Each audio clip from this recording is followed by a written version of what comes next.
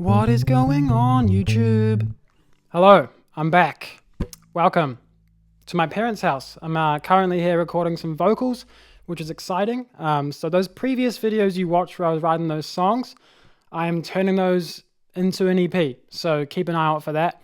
And yeah, let's dive straight into it. Today we're talking bass. I think in this video, I will dive into the technical kind of mixing stuff that works for me, but I would like to preface this video by kind of saying that a lot of your bass tone does come down to your fingers, how you play the strings, and certain techniques you kind of learn with your fingers, and that has a big impact. That alongside the mixing makes a big difference. So it's kind of good to have a bit of both and not just rely on the mixing. So everyone knows this bass, of course. It's the precision bass. But I've also got this guy here, which is my number 2 bass. It's the one I used on my last album for all the songs. And I'll say the main difference is this bass is more like a clean, tried and true sound. You know, James Jamerson used one. Lots of people from the 70s, all the session musos are playing these. And I more use this one if I want to get a slightly more kind of Hofner-y sound, you know, like a Paul McCartney kind of thing. So we'll start with the P-Bass. I'd say that the P-Bass has a bit of growl to it, which is what people like about it. See how it kind of like, it barks a bit.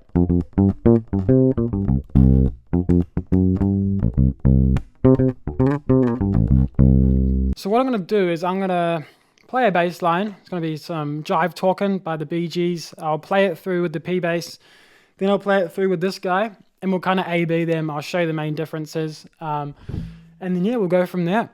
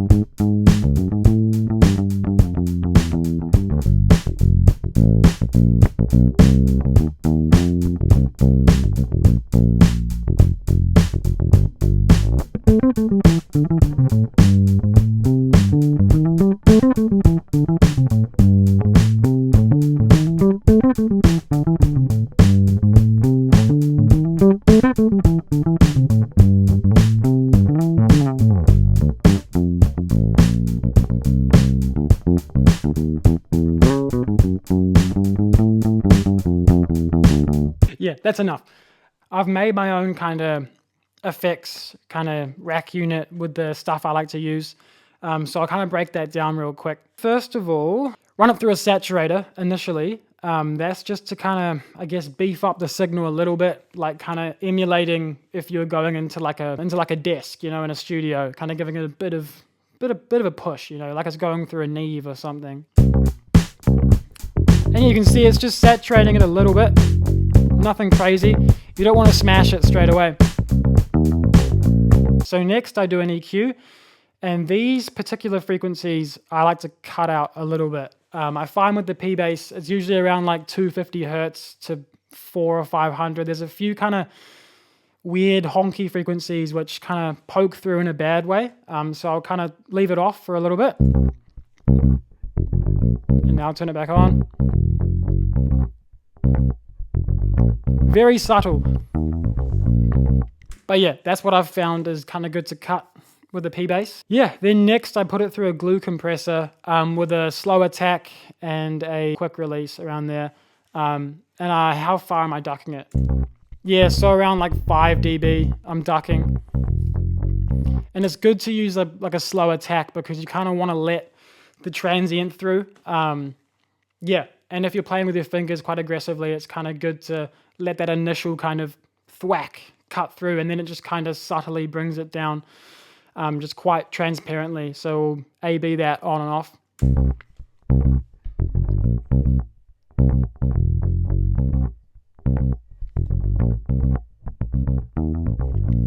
Yeah, just kind of like evening out the ends. And then we chuck it through Pbase, which is an awesome plugin. But I find I really like using it in only a tiny bit, because if you use too much, it's just too boomy.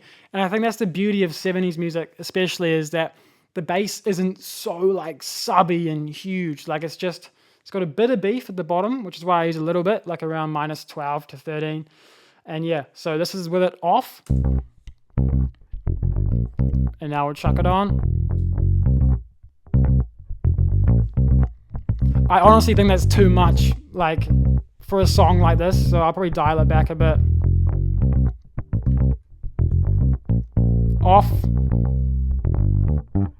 On. Yeah, huge difference. I don't know what they're doing, but it's like somehow exciting the bass frequencies or saturating them. It's different to just boosting the bass on an EQ.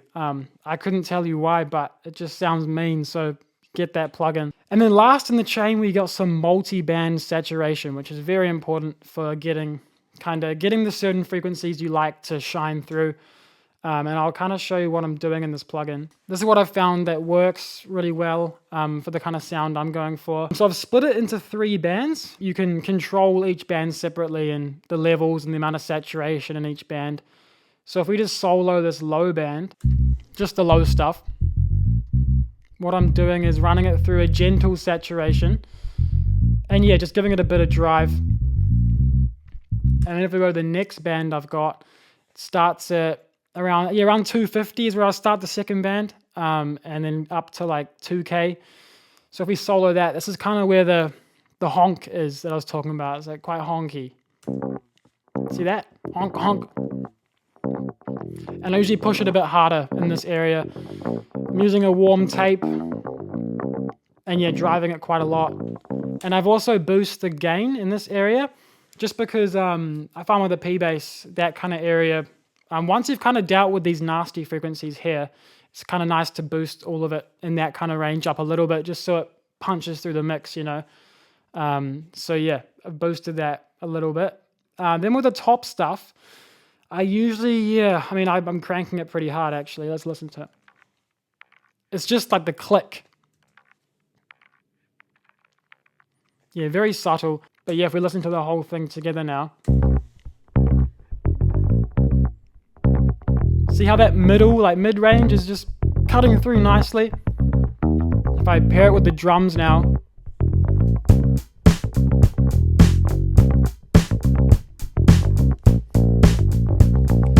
On my job, you'll never know just what you mean to me. I cannot sing that very good. So that's the Pbase. And yeah, before I keep going actually, one very important thing that I haven't mentioned is choice of strings for that kind of sound. You need to be using flat wounds if you want this specific kind of vintage sound. So with bass guitar, there's 2 main types of strings. You've got like round wounds, which is kind of where if you run your finger across it, it's serrated, you know, and it's quite zingy. It's got a lot of punch. It's good for like punk music or rock music. But yeah, flat wounds are pretty much just the exact opposite. So if you run your fingers across them, it's just totally flat and dead sounding. And yeah, all my basses have round wounds except my jazz bass. And I was going to show you that one, but I don't really use it for recording and the strings are all rusty. That's the other annoying thing with round wounds is you have to change them every few months. With flat wounds, you can keep them on for years, you know, until one breaks. Like my last set lasted me about 6 years until one broke. Paul McCartney used flat wounds. Kevin Parker, I'd say, does. James Jamerson from Motown. And these ones specifically are called Labella flat wounds. Okay, sweet. So you've heard the Pbase. I'll play the exact same thing on this one and you can kind of hear the differences. So this bass is called K&A Mach IV, if you can see that. Yeah, I got it for like a couple $100. I have no idea where it's made. I think it might be Korean or Japanese. And yeah, it's just, I'll show you what I mean. It's kind of got that like Paul McCartney, Kevin Parker kind of sound, especially if you use like a pick up in the high register.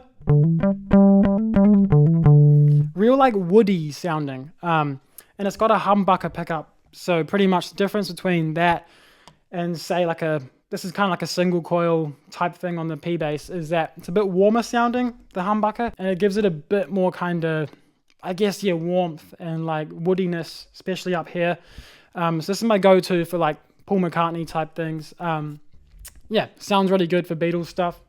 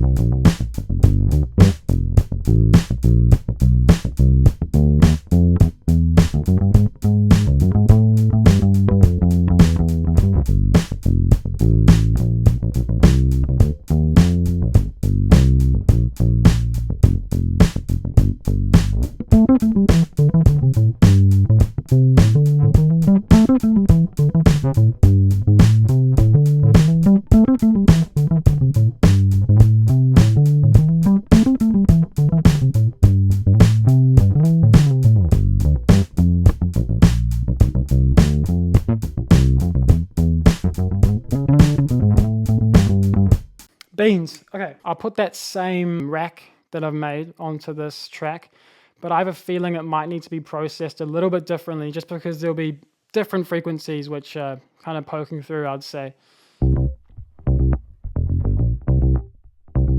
Yeah, what I like to do is turn on that headphone thing and just listen and see what I'm liking and what I'm not liking. See, that one's not actually too bad, so I'll bring it back up. It's going to be around here where it sounds kind of ass. Like right there, that sounds like ass. And right there, that's the honk. The bad honk. So yeah. And I might turn that R bass down a bit, because I find this bass, it is a bit more bassy sounding, just in general, so I might actually just turn this down to the bottom. That's pretty clean. Compression looks good, around -5. It's kind of what I like. And yeah, the saturate is doing a little bit, which is good. Saturn, let's have a listen to that mid band. How can we push it harder? Screw it. But then we've got to turn it down a bit to compensate. That's nice.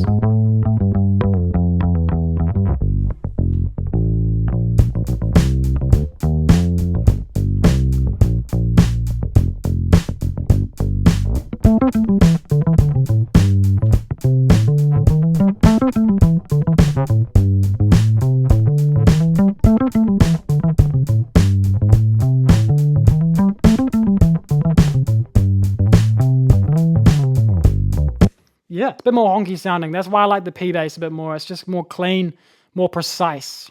Yeah, so there's some more kind of technical mixing type things that I use. And yeah, like I was saying at the beginning, a lot of it comes down to the way you're playing with your fingers or your pick. And this hand especially, I'll briefly touch on it, but let me know in the comments if you'd like me to dive into that more. But yeah, very briefly, like you can play with different kind of strength, you know, like if I dig in a bit more, it gives it a whole new kind of character. But if I play it right here kind of softly, that's a whole nother thing. See, you can get different kind of sounds just with your fingers. You don't need all these plugins, you know, you can just kind of change the positioning. Like if I play really close to the bridge, it'll be a bit more kind of staccato-y, like pokey. And then obviously this hand has a big impact as well. Like you can mute the notes a little bit with these fingers. So if I kind of hover these over the strings, see how it's muted? If I take it off, rings out, put it back down. And that's a real like Motown thing, you know?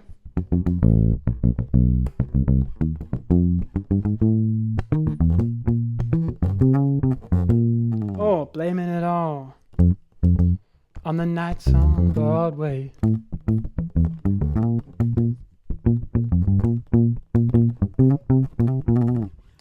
How's it going?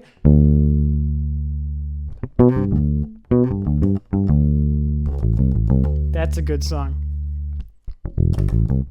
Here we are in a room full of strangers,